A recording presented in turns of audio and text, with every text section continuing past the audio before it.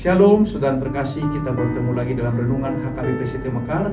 Tapi sebelumnya, marilah kita berdoa.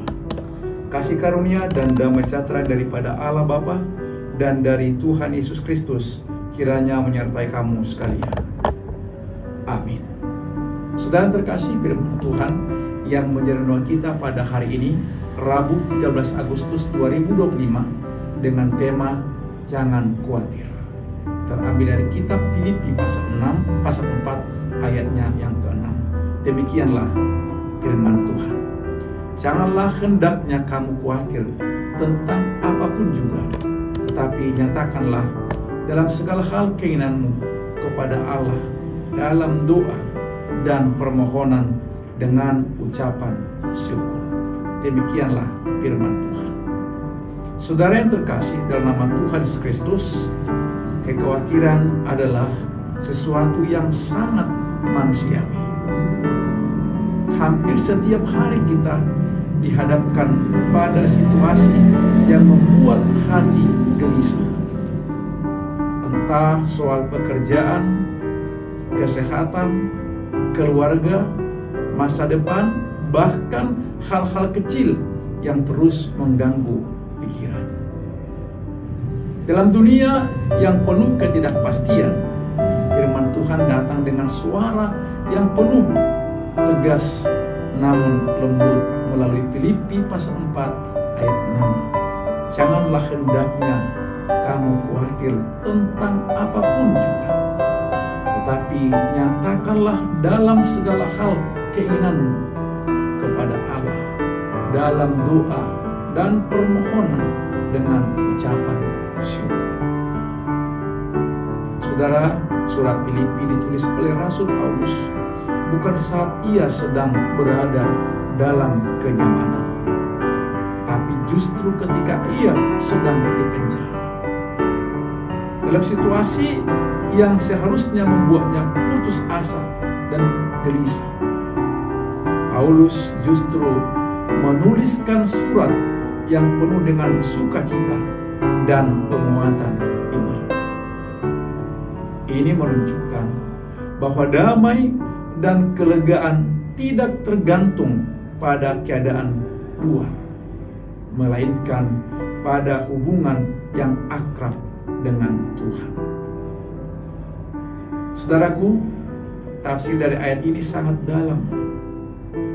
Ketika Paulus berkata, jangan khawatir, ia bukan sedang menyuruh kita untuk menjadi cuek atau mengabaikan tanggung jawab.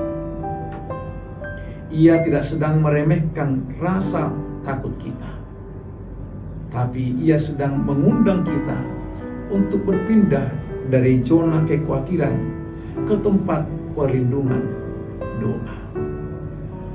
Kekhawatiran tidak akan pernah menyelesaikan masalah, tetapi doa membawa kita kepada Allah yang bisa mengubah segalanya, atau mengubah hati kita agar mampu menanggungnya.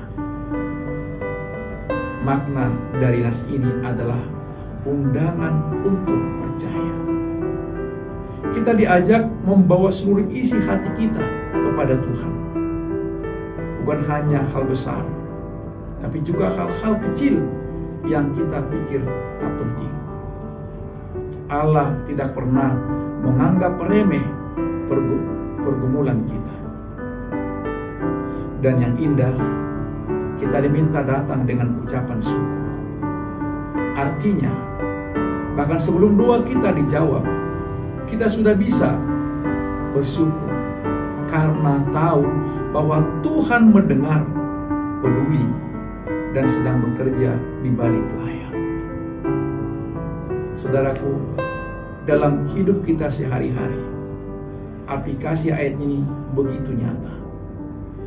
Saat kita mulai cemas akan masa depan, daripada membiarkan pikiran berputar tanpa arah, mari berhenti sejenak dan berdoa. Saat hati mulai berat memikirkan sesuatu yang tak bisa kita kendalikan, kita datang kepada Tuhan dan berkata, Tuhan, aku serahkan ini kepadamu.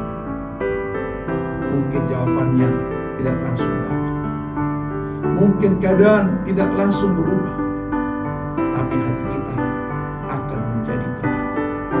Karena kita tahu kita tidak sendirian. Saudaraku, Tuhan kita pernah menjanjikan bahwa hidup ini akan selalu mudah. Tapi Dia menjanjikan damai-Nya. Dan damai itu datang ketika kita melepaskan kekhawatiran kita ke tangan-Nya. Hari ini jangan simpan sendiri bebanmu. Tuhan memanggil kita. Jangan khawatir. Datanglah kepadanya. Doa adalah tempat di mana hati kita yang gelisah bertemu dengan kasih Allah yang tidak berubah. Amin. Demikian renungan kita hari ini. Selamat beraktivitas. Tuhan Yesus memberkati. Shalom.